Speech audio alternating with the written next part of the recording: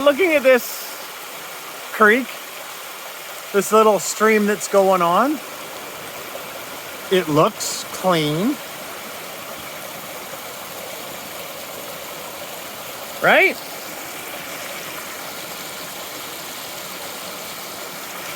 Looks nice and clean, and it's coming down the rocks and it's coming down all these places.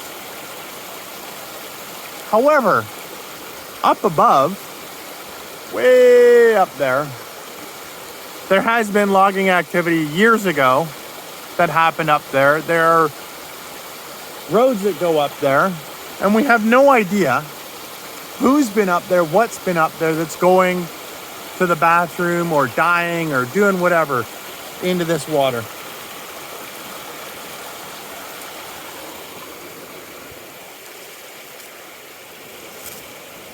And here, right beside this beautiful creek, you can see garbage up here and water's coming down into this stream. So certainly downstream of this, definitely not touching for sure. Let's talk about drinking water when you're out in the woods, hiking around.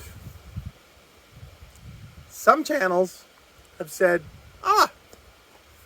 this is a mountain stream, freshest water you'll ever find, and it's clean and no problems, and they drink out of it. I think it's a bit irresponsible to do that, to show that for the viewers, because they will believe that it's okay to do that. It's really shouldn't be okay. It shouldn't be a habit. It shouldn't be something you're doing to show a survival scenario or what have you, because you don't know what has happened to that stream or creek or river or lake or pond. You don't know what's happened upstream before you got there, whatever. You don't know what's in there, what's going on. There are some pretty serious things you can get from water. So you don't know what's happened to that water. Something could have died in it. Something could have defecated or urinated in it, vomited in it. You don't know. The other things that we don't know is, have pesticides been sprayed and got in that water? So is there anything chemical or heavy metals or what have you? So you don't know what's going on with that water. Unfortunately, a lot of places in the world are not untouched by some sort of pollution. Most people think it's just a potential case of giardia or beaver fever. God, we used to laugh at that when I was younger. Oh, the things we used to do to entertain ourselves. Beaver fever, the things we used to do to entertain ourselves. That will be the result, so you're just going to get some diarrhea and stuff like that. There are some other pretty serious microbes and bacteria and stuff in there. I've got a list. It's not off the top of my head. E. coli, Salmonella, Campylobacter, Aeromonas. What the heck is this one? Yersinia enterocolitica. Weird. I should probably learn how to say these things before I do videos.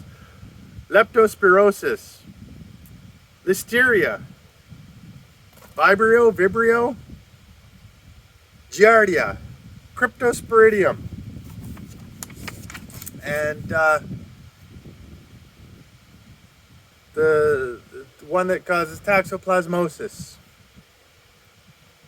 All of those things. Nasty, nasty, nasty. There was an article in Outside Magazine about this, and epidemiologist Kathy Benedict said that the gastrointestinal symptoms that can occur, intense diarrhea, vomiting, they aren't easily managed by hikers on long trips in the middle of nowhere. If they have an acute situation, it can actually be quite scary, especially if they're out there by themselves, because they can get themselves into a lot of trouble very quickly. And people, even with rapid access to medical care, do sometimes die.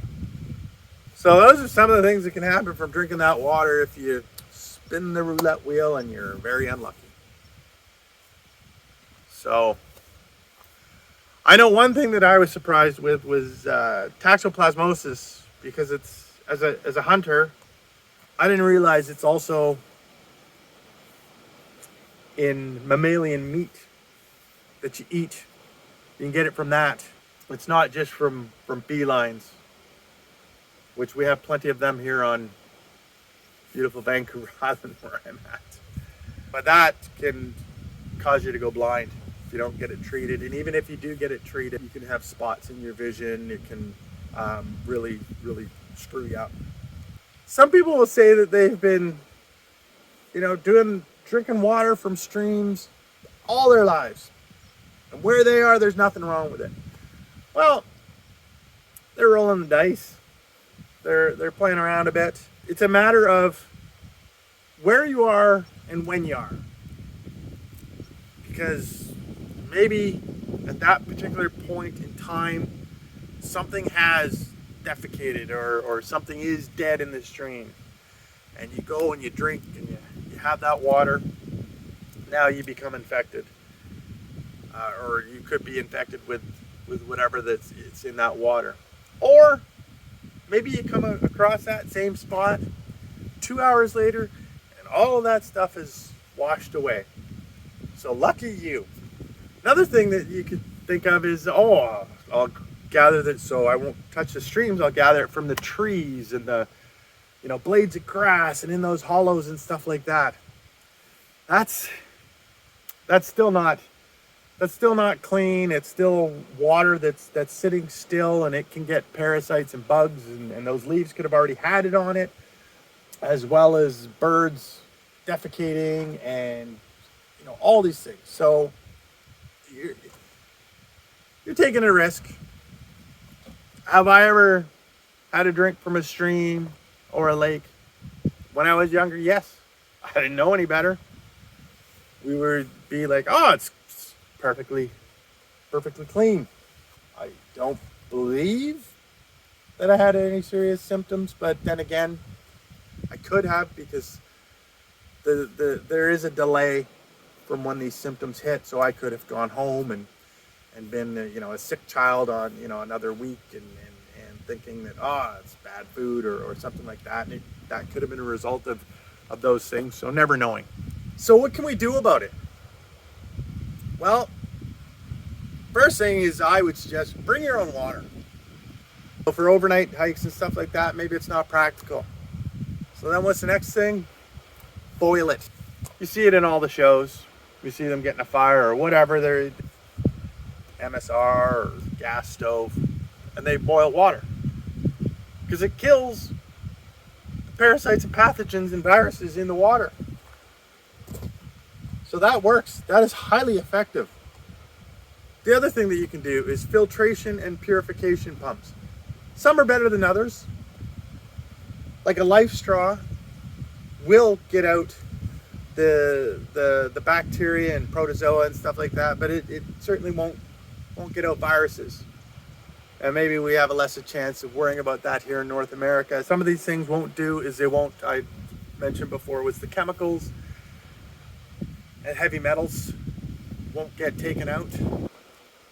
There is an option, some of these filtration devices. One of them is called Water to Go. There's a video by Mark Young that I'll put down below. He goes through it and it pulls out a whole heck of a lot of things, including microplastics, which is another thing that has come along. That's another thing that we get to worry about in this world. I would go check that out. It's not a cheap device, but it is something that maybe if you're going on long trips and in areas that you don't know what's been in the water, what historically has happened there, what could be in the water. Like here on Vancouver Island where I'm at, there has been extensive logging. And a lot of the woods that you go in are second growth. They're big trees still, even at second growth or third growth, big forests. But you don't know what activity happened years gone by with less environmental restrictions in place. So who knows?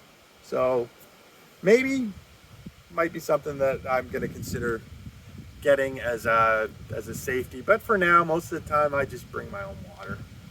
I'm fine. And I bring a heck of a lot of, I bring a jug of water in my Jeep when I come out too, so I could refill my individual water bottles when I'm out hiking. Another option is purification tablets or drops, such as chlorine and iodine. Make your water taste funny, but it'll kill all the bacteria and stuff like that. It's not going to take out the chemicals and heavy metals, so be careful where you are. But it's gonna kill those bad bugs. And I guess if you were in a survival situation, you could make the evaporation trap, collect water that way. For most of us, I don't think that is really necessary, needed, or an option. So just think about that, folks, about the things that you can catch from that water and from any water. And try to be safe when you're out there, and don't try to